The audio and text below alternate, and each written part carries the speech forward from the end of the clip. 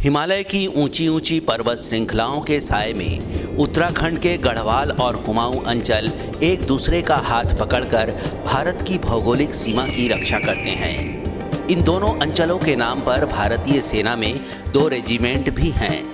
बात करें कुमाऊं की तो भगवान विष्णु के कूर्मावतार से शुरू हुआ कुमाऊं का पौराणिक इतिहास जितना रहस्यमयी है, उतनी ही अनोखी और हैरान कर देने वाली है यहाँ की प्राकृतिक सुंदरता और लैंडस्केप। लेकिन विकास के मामले में कुमाऊं अपने जोड़ीदार गढ़वाल की आंखों में धूल झोंकता हुआ दिखाई देता है।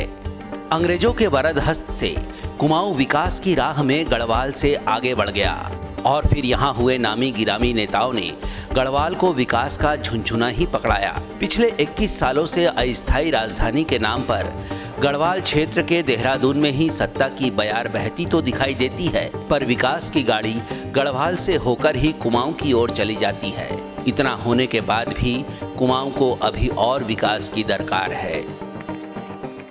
जिस प्रकार से विधायक निधियों का दुरुपयोग होता है, जिस समय से शासन सत्ता का दुरुपयोग होता है, जनहित में जो आवश्यक कार्य हैं वो वंचित रह जाते हैं। जो हमारा दोमास क्षेत्र है वो भौगोलिक परिस्थितियों में बहुत दूरस्थ क्षेत्र है। वहाँ आज के दिन में भी बहुत ऐसी समस्याएं हैं जिससे कि आज भी वहाँ के लोग जो हैं अपने बच्चों की पढ़ाई को लेकर, स्वास्थ्य को लेकर उनको ऐसी मूलभूत सुविधाएं नहीं मिल पाती हैं। उत्तराखंड को राज्य के बनने के बाद जब यहाँ की जो व्यवस्थाएं नहीं सुधरी और हालात बद से बदतर होते गए, तो कुछ युवाओं ने सोचा कि कुछ ऐसे बदलाव की कोशिश की जाए जिससे हम अपने उत्तराखंड को एक समृद्ध उत्तराखंड, एक सुरक्षित उत्तराखंड बना सकें। इस उद्देश्य से इस संगठन की स्थापना हुई थी सन 2016 में। 21 वर्षों में जो राज्य के निर्माण के बाद जो हमारी राज्य के विकास की लड़ाई थी, ये इससे जनता पूर्णतया निराश है और हताश है। एक वैकल्पिक मीडिया की जरूरत है, वैसे ही एक वैकल्पिक विचार की जरूरत भी है जो राजनीति को कस सके। आज की दिक्कत यह है कि राजनीति को कसने के लिए आपके पास ना कोई संगठन है और ना कोई विचार है। और जब आप प्रगतिशीलता की बात करते हैं तो एक उम्मीद जगती है कि आप एक सही दिशा में शायद चीज़ों को ले जाएं। विगत 5 सालों से हमारे विधायक, क्षेत्रीय विधायक रेखा आर्या और वर्तमान में मंत्री भी है, और मुझे कहीं भी कोई ऐसी प्रगति नहीं लगती है कि विधानसभा के क्षेत्र के लोग सबसे पहले वहाँ पर स्वास्थ्य के बारे में बड़े चिंतित हैं, और जबकि रेखा आर्या विधायक ही नहीं मंत्री है। जैसा कि हम पहले भी बता चुके हैं कि अंग्रेजों के कारण गढ़वाल की अपेक्षा कुमाऊं में शिक्षा का विस्तार भी तेजी से हुआ। सूबे में बालिका शिक्षा की शुरुआत भी यहाँ के नैनीताल से हुई थी, पर जो कुछ भी हुआ है वो निजी स्तर पर हुआ ज्यादा दिखाई देता है, सरकारी स्तर पर नहीं। कुमाऊं के शिक्षाविद इस बात की तरफ इशारा भी करते हैं कि शिक्षा के मामले में सरकारी प्रयासों की और जरूरत है। शिक्षा में जो सरकारी स्कूल हैं, सरकारी विद्यालय हैं, उन विद्यालयों में जिस तरीके की आजकल की मॉडर्न फैसिलिटीज़ हैं, जो मॉडर्न एजुकेशन के लिए ज़रूरी है, चाहे स्मार्ट क्लासेस हों, चाहे व्हाट्सएप के माध्यम से हो, चाहे ऑनलाइन एजुकेशन हो, तो वो सुविधा गवर्नमेंट के विद्यालयों में प्रायः देखने को कम मिलती है। कुमाऊं रेंज में बेहतर स्वास्थ्य सुविधाएं केवल हल्द्वानी में ही हैं और अंचल में आबादी का विस्तार हल्द्वानी से 300 किलोमीटर दूर तक फैला हुआ है। ऐसे में अंदाज़ा लगाया जा सकता है कि दूरस्थ इलाकों में रहने वाले मरीजों को कितनी परेशानियों का सामना करना पड़ता होगा।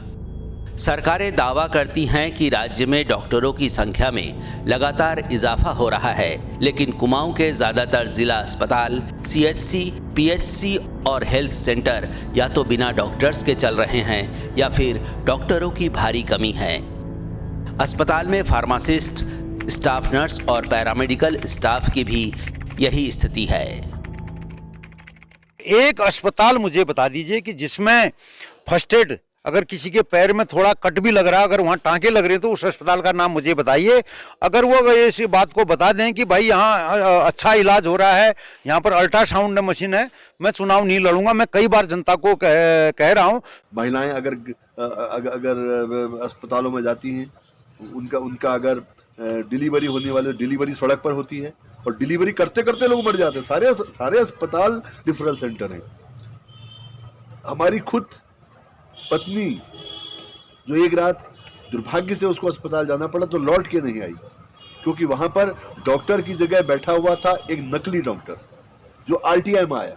हमारे पास ना चिकित्सा की कोई सुविधा थी, हमने अपने गांव में ही हॉस्पिटल खुलवाया। पेयजल की काफ़ी समस्याएं थी वहाँ। उत्तराखंड के गढ़वाल रेंज में धार्मिक पर्यटन ज़्यादा होने के कारण केवल सीजन में ही इससे जुड़े लोगों को रोजगार मिलता है। वहीं कुमाऊं रेंज में 12 महीने पर्यटक आते हैं और पर्यटन उद्योग खूब फलता फूलता है, लेकिन रोजगार के नाम पर केवल पर्यटन पर आखिर कितने लोग निर्भर रह सकते हैं। दूसरा कोई काम धंधा नहीं होने के कारण गढ़वाल की तरह कुमाऊं से भी युवाओं का बड़ी तेजी से पलायन हुआ है। व्यापारियों का भी ऐसा ही आरोप है कि उद्योग धंधे और व्यापार को बढ़ाने के लिए सरकारों ने कुछ भी नहीं किया है।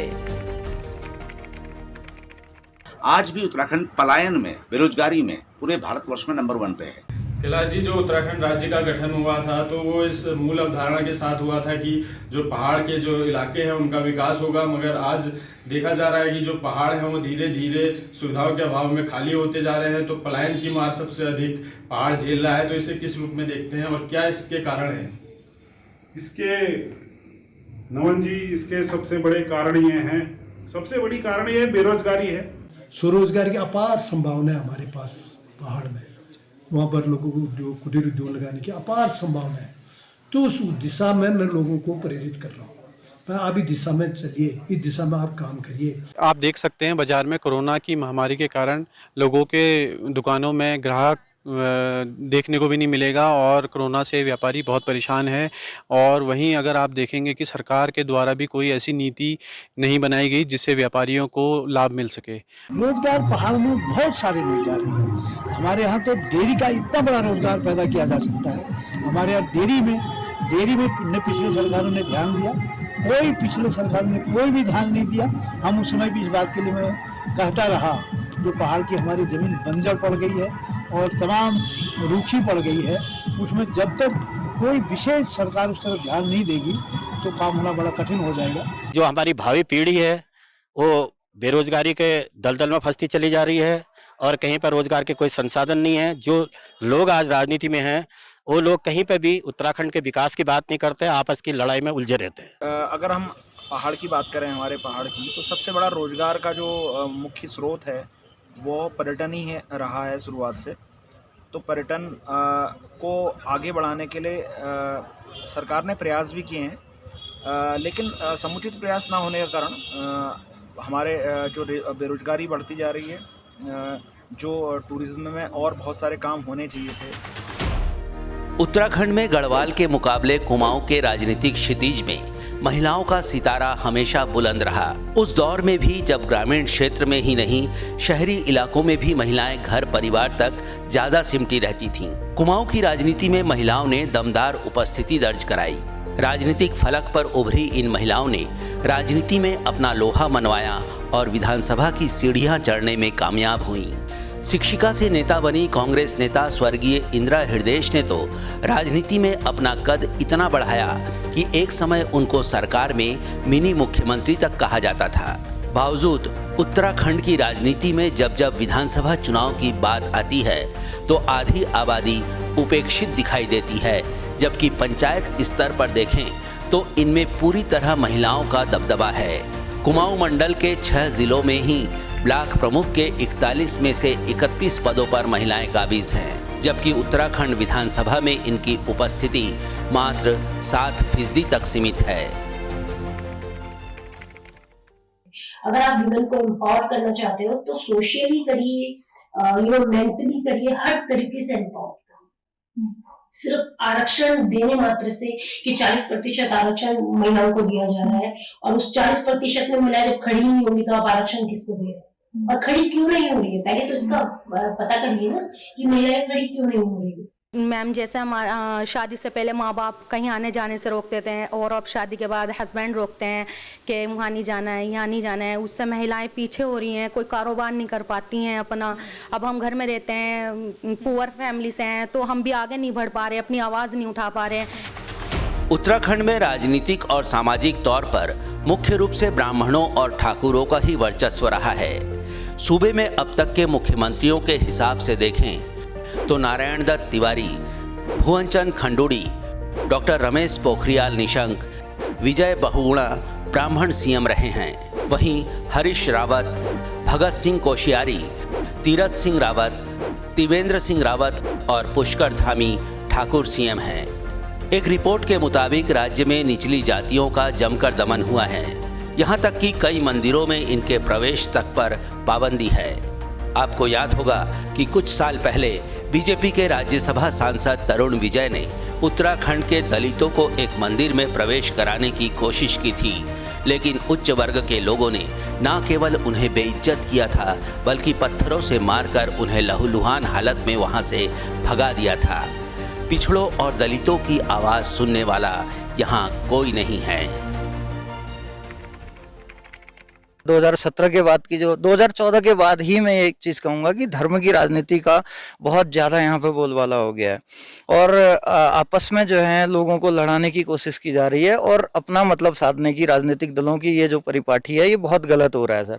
जिस तरीके से राजनीति का जो आज जो दृश्य देखने को मिल रहा है, करोड़पति आदमी यहाँ पे आता है और आम जनता के बीच में जाके अपने धन के प्रलोभन से शराब इत्यादि कई इस तरीके के जो प्रलोभन है इससे जनता को यहाँ पे बरगलाया जाता है और उस राजनीति के बाद जब वो अपना विधानसभा में पहुँचते हैं या लोकसभा में पहुँचते हैं तो उसके बाद जो है वो अपनी मनमानी करते हैं। जी देखिए, धर्म आधारित जो राजनीति है, असल में उसे अगर राजनीतिकरण कहा जाए तो ज़्यादा सही होगा, क्योंकि ये राजनीति नहीं है। धर्म किसी का व्यक्तिगत मुद्दा हो सकता है, ये राजनीति का विषय नहीं है। आज बाहुबल, धन बल, धर्म आधारित राजनीति के साथ ही हिंदू, मुस्लिम तमाम तरीके के ऐसी मुद्दे राजनीति में छाए रहते हैं जिनका आम जनता से या आम जनता के जीवन से कोई सरोकार नहीं होता। उत्तराखंड के कुमाऊं अंचल में आम आदमी से जुड़े ज्वलंत मुद्दों की कोई कमी नहीं है। जातिगत समीकरण भी डावाडोल हैं। इन समस्याओं को सुलझाने के लिए कुछ लोग मानते हैं कि युवाओं को राजनीति में आना होगा। वहीं कुछ लोग सरकार की नीतियों को ही नहीं बल्कि प्रशासनिक अधिकारियों को भी जिम्मेदार मानते हैं। इतना तो तय है कि पहाड़ में राजनीति के गिरते स्तर से सभी चिंतित है और इसे बदलना भी चाहते हैं।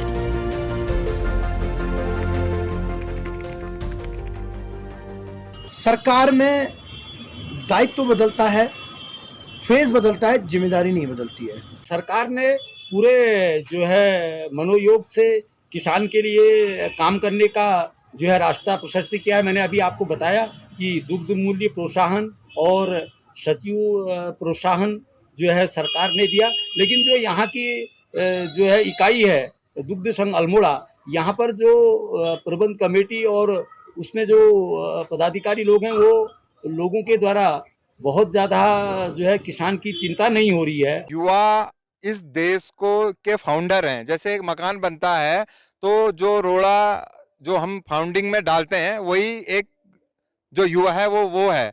अगर युवा आगे नहीं आएगा तो जो डाली टूट चुकी है, जो जिनको राजनीति की समझ बहुत ज़्यादा कहने का जो दावा करते हैं, लेकिन जो इनका विकास होता है, आप सुदूर जो सीमांत के गांव हैं वहां देख लीजिएगा कि आपको समझ आ जाएगा कि जो हमारे विधायक जी लोग हैं, जो हमारे एमएलए हैं, एमएलसीज लोग हैं, उनकी उम्र बसरते बहुत ज़्यादा होती है।